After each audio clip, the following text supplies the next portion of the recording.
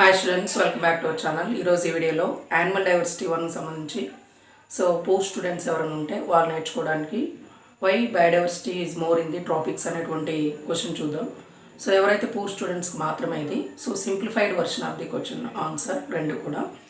మీరు ఎవరైతే బాగా చదవగలిగిన వాళ్ళకైతే ఇది వర్తించదనమాట. జనరల్గా చూసుకుంటే what are the reasons for greater biodiversity in the tropics? Three reasons for greater biodiversity in tropics. అంటే ట్రాపికల్ ఏరియాస్లో ఎక్కువ ఆర్గానిజమ్స్ ఎందుకు ఉంటున్నాయి, ప్లాంట్స్ కానీ యానిమల్స్ కానీ, what are the reasons behind that అనేది వీళ్ళు అడుగుతున్నారు. దీంట్లో నువ్వు చూసుకున్నట్లయితే first, tropical latitudes remained undisturbed for millions years.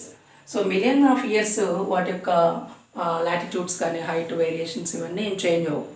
Undisturbed for million years. దానివల్ల ఏమవుతుందంటే they had a generally evolutionary unit. ఖచ్చితంగా ఇవల్యూషనరీగా డెవలప్ అవడానికి ఛాన్స్ ఉంటుంది. అండ్ డిఫరెంట్ స్పీసీస్ అనే డెవలప్ అవుతాయి కాబట్టి స్పీసీస్ డైవర్సిఫికేషన్ ఉంటుంది. రీజన్ 2 తీసుకుంటే the constant environment in tropics or climates.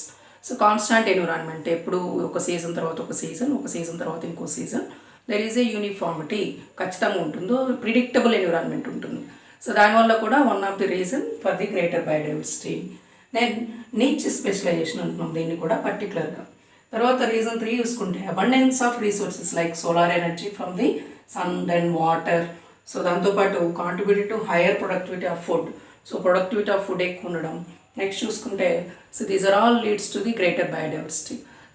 First of all we have to remember one, that is undisturbed for millions years ఈ యొక్క particular tropical latitudes.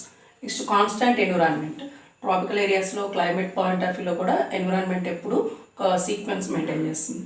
Then abundance of resources like solar energy, water, then different type of food production కావచ్చు, ఇవన్నీ కూడా ప్రాపర్గా ఉంటాయి కాబట్టి these are the 3 reasons we have to mention this question. ఖచ్చితంగా ఈ 3 రాసినట్లయితే మీకు మంచి మార్క్స్ అనేవి వస్తాయి అన్నమాట. Thank you for watching.